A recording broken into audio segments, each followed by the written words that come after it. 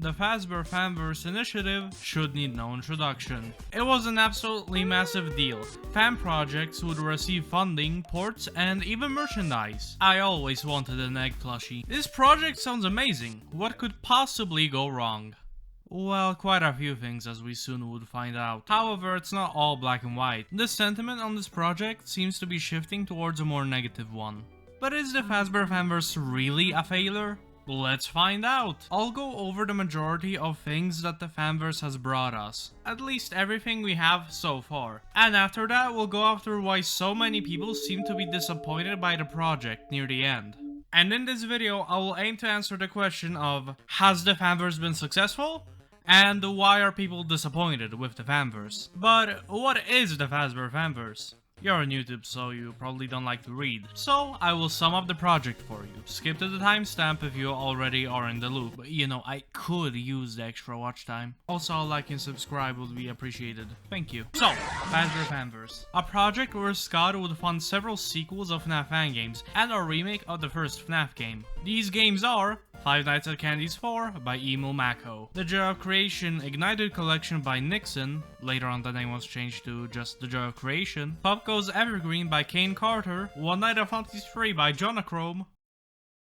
We will discuss that later. And finally, Five Nights at Freddy's Plus by Fiznam. In addition to these new games, there would be ports to consoles and mobile devices, in the forms of bundles like this egg collection. This one, as you can see, combines all three games. And merchandise.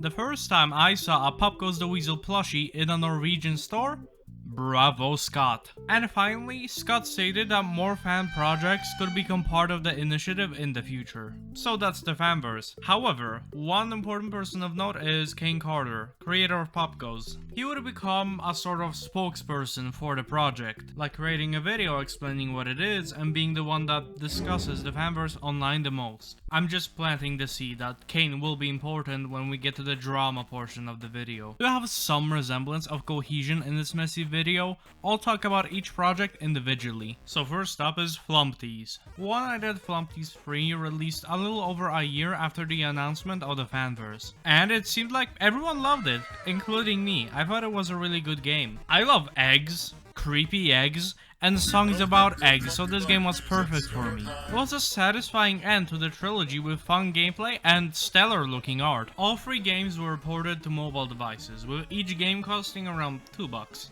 But that wasn't the end, because we still have the egg collection to look forward to. A bundle of all three games that would be released on consoles, and we waited, and waited, and waited. It was never announced officially, but I think it's pretty safe to say that it's cancelled. The Flumpty's games also had some references to copyrighted material, like Piglet's guts being exposed at all times in the office. Yeah, not exactly the image Michael Mouse wants to portray. So, several things were altered. Do not let Disney find out about Five Nights at Treasure Island. Sadly, we would never get Flumpty's merch. And the reason for that is probably because Jonachrome was caught being in a relationship with a 13-year-old girl. So yeah, I think all Flumpty's projects were cancelled after that. At least no more drama enveloped the Fanverse. Why is ominous music playing? Overall, when it comes to the product itself, people were happy with Flumpty's, despite the fact that no merch or console ports would come out. But due to the circumstances of the situation, most people accepted it. Now onto FNAF Plus. This was the one I was most excited about. I was in love with the first FNAF due to its atmosphere, and this game looked like it would take the franchise back to its grimy paranormal roots. We got some teasers and oh my god, they have top teeth. Look at Freddy, that's some effective frontal lobe biting if I've ever seen it. We received even more teasers and the game looked really promising. I couldn't wait for it, I just adored the changes it made to make the game much more creepier. I was already a big fan of the atmosphere of FNAF 1, and this game looked like it would take it to the next level. Although the redesigns of the animatronics are a bit controversial. Many people felt like they put too much emphasis on horror and didn't resemble animatronics for children. I mean, would you leave little Jimmy with this fucking thing? I personally liked them. Although it took some time to adjust to them, they remind me of like early animatronics that also had this creepy vibe. Especially during this time, FNAF focused much more on these family-friendly, clean designs, so having these come out of the blue caught some people off guard. But I like them. I like how just fucking demented they look. I think they suit the game. And they have clothes now. Freddy isn't running around with his Fazdonger out anymore. Although I do have a hard time imagining these things perform in front of a crowd of children. Man, they would have been nightmare fuel. FNAF Plus is what led many to criticize the fanverse, but like I said, I'll talk about that at the end. We'll get to it, don't worry. And then we started getting the, video teasers. The first one was connection error. We were looking at the dining room through the security cameras, when suddenly a wild Bonnie appears. And then the camera gets disabled due to a connection error. This apparently teased the mechanic with the cameras. I guess they could just break. Then we have routine check, where we see Freddy responding to some commands. For a routine check, I guess. Gotta make sure Freddy doesn't randomly suck a kid in the face. Everything seems to be going fine with him recreating some scenes from the FNAF 1 trailer. Meanwhile, Bonnie just stands there in the darkness. I don't know about you, but I always thought Bonnie was the scariest. I mean, he can float. And at the end, when Freddy is laughing, he gets less spooky black eyes, and the video less spooky glitches. Gulp. Now we're getting to the really good stuff. Quiet hours. We see the band performing. Well, performing is a bit of a strong word. They move their heads from time to... Hey Bonnie, you good bro?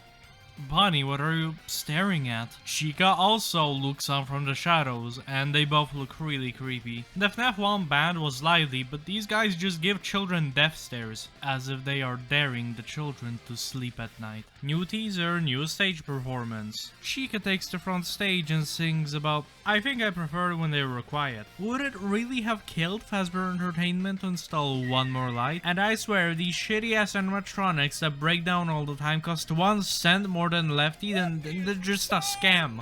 In night mode, we get Foxy's POV, and someone is in the hall, presumably Freddy. Then I can't describe this shit, watch it yourself. Yeah, that happened. And for the grand finale, the best for last. Breaking and entering. We cut between some cameras and stop at the parts and service room with a suit inside. And then we enter the building. We are paranormal investigators, here to investigate these soupy mysteries. Guards or live bait. What is this, Willy's Wonderland? Well, no, we're not Nick Cage, and we'll never be like Nick Cage. We cut to the show stage camera with some weird-ass Mandela Catalog dialogue. Mandela Catalog dialogue, you guys have no fucking idea how many attempts I needed to say that.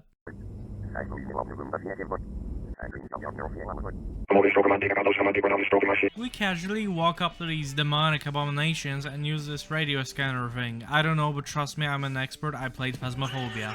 And the entrance gets locked, but that won't stop us as we head over to Pirate Cove. And we don't find anything that we know of. Next up is the security office. More like the insecurity office. And not because these things are dangerous, it's because every time someone says something mean to me, I wanna cry. Once again, the cameras. We see Foxy in the left hall, where we just were. Yup, we have a creepy stalker on our booty. He's quite the contrast to that run across the whole pizzeria and bang loudly on the door Foxy we see in the OG. We boot up our Walkman in the office and hear some strange signals. And then this bitch is in the window. As any natural person would do, we fucking book it out of there. Straight into the parts and service room. Oh no! It's the room from the beginning. Yep, we are completely and utterly fucked. The Freddy suit, which, if we're being honest, is probably hiding a corpse inside of it, lunges at us. Our spirit box starts playing a song, and all the heads turn to look at us. Then, Foxy begins to creepily open the... And unlike 99% of horror movie protagonists, we actually go and shut the door. Unfortunately, our strength is no match for this mecha furry, and he opens the door. And we die. Probably. Most likely. Our camera proceeds recording. I like all of the teasers. I think they're really cool. However, I think Breaking and Entering was the one that really sold people on the atmosphere of the game, and how it would change FNAF and give it this grimy paranormal feeling. I absolutely loved it, and I remember logging onto Twitter, Mistake 1 by the way, every day for news about this game. However, it was cancelled due to drama of the creator. It wasn't nearly as serious as what Jonachrome did, but FizzNow just didn't handle a situation all too well. I feel like the cancellation of FNAF Plus left people with a negative outlook on the fanverse. I mean, 2 of the projects now had drama behind them. Having it be cancelled was disappointing, especially because it looked like it was so far in development already. But it was also receiving a lot of criticism for taking such a long time to develop. A lot of people were nagging FizzNow for a release date, and if you know FizzNow, you know that he really doesn't like to give in. So he said stuff like this. A lot of people pointed out that the first FNAF games only took a few months to develop. And yeah, that is true, but I think if you look at FNAF Plus, just a lot more effort went into that than the first FNAF games. It looks better, had an OST made, which apparently FizzNow had to learn because he needed to make everything himself. The first FNAF games used a lot of stock sounds, and some models were even copy and pasted, like for example if you look at Freddy and Bonnie's torso. Not that that is bad, but that is something that would cut development time. This is obviously a very tough task for a one-man team, and I'm just not a fan of bombarding creators and like poking them, just begging for a release date. Take a chill pill and just wait. So much time passed that people made their own version of FNAF Plus. Like this one, the one you're currently watching, and it looks good. But unfortunately, you will never know and never get to play the real version of FNAF Plus. From what FizzNow said after the incident, it would have had a lot more content than we thought. But yeah, sometimes the universe giveth and sometimes it taketh away. So, time for 5 Nights at Candy's. And unfortunately, this will be a short one because we still don't have a lot of information about Candy's 4. We have some teasers like this one and also an Easter egg in Candy's Remastered. Emil Mako himself said that he wants to alter some of the previous games because their gameplay could use a bit of tweaking, that's all I'll say. He also announced FNAF Fur, get it because fur sounds like 4. Thanks for watching this channel for this insightful commentary. It's a full version of this 2D minigame from Candy's 3, Candy's Adventure. So far we only have a demo. We did get like these small titles for the game and the previous games which have a little deluxe symbol, implying that they will be altered and improved. And that's really it. Important to point out that Emil Mako also helped out other Fanverse creators on their projects as well. We did get a Candy the Cat plushie, proof that we live in the best timeline. For FNAF. Not even for FNAF. We don't live in the best timeline. Also a Hex plushie and a Yutu's figure. However, this is one of the projects that is receiving the most criticism. We didn't get a lot of information about Candy's 4, and it is causing many people in the fanbase to get impatient due to the lack of, well, animatronic cat. Next up is the joy of creation. Nixon keeps us pretty updated on the development of the game, occasionally posting animations and gameplay footage on Twitter. And the game looks absolutely amazing. The visual effects are absolutely stellar and I love the designs of the animatronics. It's clear an absolute ton of talent went into making this game. And for the 10th anniversary of Five Nights at Freddy's, we got a demo. Say I'm glazing all you want. This is one of my favorite FNAF games. Out of like fan games and official games, all that, even though it's just a demo. The gameplay was really fun, the atmosphere tense, and the animatronics absolutely terrifying. Very fucking difficult as well, it took me like 3 hours to beat it. Constantly having to deal with Foxy and Freddy and using your limited spare time in between to gather fuses was just terrifying. Also having to deal with this SCP-106 ass Chica crawling through the space-time dimension. The game was scary and I never thought that any of my deaths were unfair. I just love this demo to death and I can't wait for the full game to release. it will be absolute cinema. You bet your ass that the Joy of Creation 13-hour analysis video will be coming once it releases. Also, Joy of Creation got some merch. It looks fine, but like, I think these designs would work really well on a t-shirt or something. I think they just suit that. People don't really have a lot of complaints about the Joy of Creation, and I think it's because Nixon constantly posts about progress on the game, letting people see the results of his work.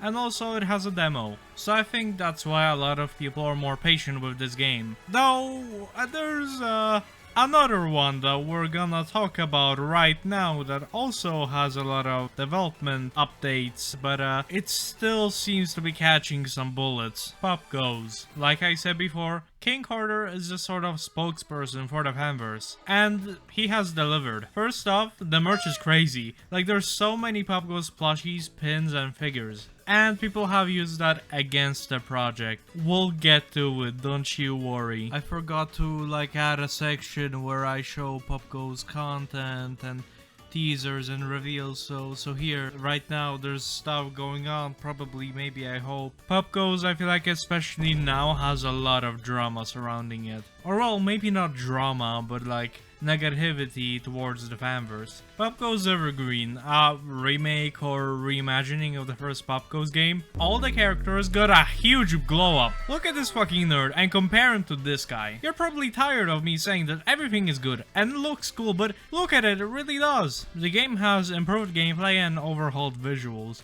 Every room looks completely different to the previous one now, and I couldn't be happier. Well, maybe if you liked and subscribed. I really look forward to this game.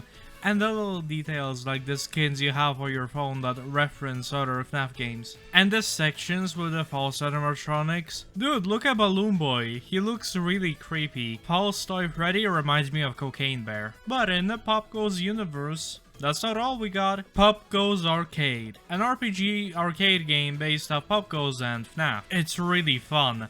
It's everything I wanted out of a FNAF RPG. The soundtrack is absolutely fire. Listen to this. It released with a Machinist expansion, which brought more depth to the gameplay along with a new story campaign. And it recently got an update that overhauled the gameplay, making it much more rewarding and satisfying. I haven't played it yet, but I'm saving it up for a stream or something. The game wasn't perfect. I remember in my original playthrough before the new overhaul, there were some parts that were kind of boring, but overall I still really enjoyed it. Like, really, if you are just in need to play something, a quick little cheap game, Pop Goes Arcade is right there, man. But we also have another game, My Pop Goes. It's a cute little charming game with a ton of character and a really cute art style. It's basically like a Tamagotchi. It's basically like a Tamagotchi of different Pop Goes characters. And other fan games too, like Candies and the Joy of Creation, which is really sick. There's little mini games you can play and also the Sit and Survive one that mimics FNAF. And you earn collectibles for completing them.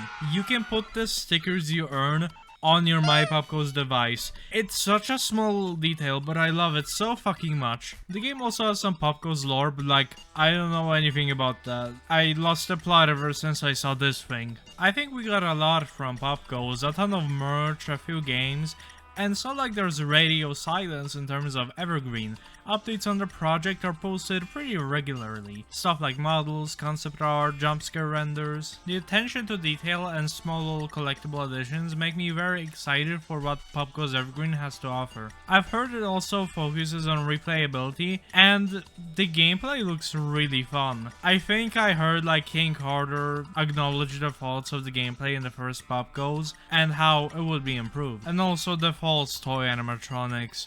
Dude, I need to see the rest of them. But criticism has been thrown at Pop Goes. Many people are getting impatient with Evergreen. I even saw one guy purposefully accuse King Carter of holding the game back so Scott gives them more money. I have no idea what kind of mental gymnastics you need to do to reach that conclusion. And I'm not just gonna, cherry pick very shitty arguments against the Fanverse, because there are a lot of things that you can criticize the Fanverse for. Although I am a big fan of My Pop Goes and Pop Goes Arcade, I think they're really cool projects. King Carter has expressed frustration that people don't treat these as FNAF projects, which they are. All of these games are FNAF. And I know I've been glazing the Fanverse for the entire video. Obviously it's not perfect, I have my own problems with it. Like, the games objectively are taking a really long time to release. Whether you're fine with that is up to you, but like, that's just the way it is. I feel like if we look at everything, we got a lot. Multiple games, a lot of merch, and progress on the bigger titles. But I feel like a certain portion of FNAF fans do not care about this. And this is why. When the Fanverse was announced, the post was really focused on these big new projects. They were the main attraction, and I feel like many FNAF fans just care about the spooky animatronic game. They don't really care about stuff like Pop Goes Arcade, My Pop Goes, FNAF Fur. Not every person who dislikes the Fanverse is like this, and I don't feel like Fanverse developers should prioritize what they make based on what people want. And if you don't care about these smaller projects, I don't think you're wrong, because like, if you're just not excited for something, you aren't. Like, I don't care about the Freddy in Space games, for example. A lot of the projects that people are most excited about are taking a really long time to release. And not everyone is excited about every single Fanverse thing that comes out. And I'm not trying to shame people for like not caring about these small projects. Like, no, you should care about what you want to care about. I just think that it is one of the reasons people are disappointed with the Fanverse. The projects they personally most care about are taking a long time to release. Another reason I feel like people began turning on the Fanverse is due to controversy. There has been a lot. And with a lot of projects taking a long time to release, the controversy front-loaded the Fanverse. And now whenever people think of the Fanverse, they often think of Theft King.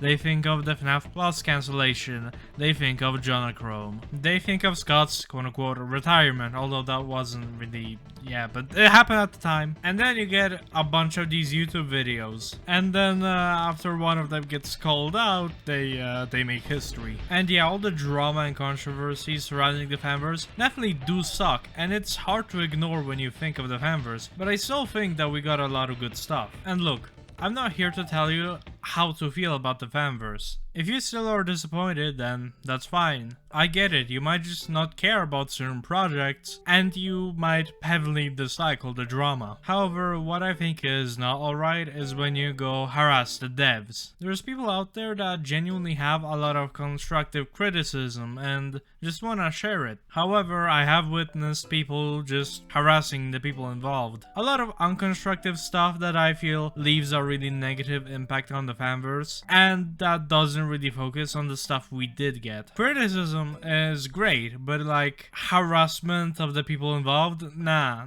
don't do that. I wanna play the Jar of Creation full game and Pop Goes Evergreen right now if I could. And waiting 5 years for these games has been absolutely dreadful for me, but I can just suck it up, or I can make this YouTube video about it. There are valid reasons for loving the Fanverse and for disliking it. If you're disappointed with the Fanverse and haven't really delved into the smaller releases, I think that you should. At least try it out, and if you're still disappointed, that's fine. The main takeaway from this video is just don't be a dick. Yeah, you watched this long-ass video just for that message. Criticize the Fanverse, glaze the Fanverse, just don't be a dick about it. Just like with all things, I personally am happy with the Fanverse and have a very optimistic outlook on how the project will continue to play out. If you disagree, leave a comment, because I wanna genuinely know what people think. And tell me if you enjoyed the video. I'm scared I don't have like a grand conclusion, but that's just my conclusion. You should be allowed to love the Fanverse, and you should be allowed to dislike the Fanverse.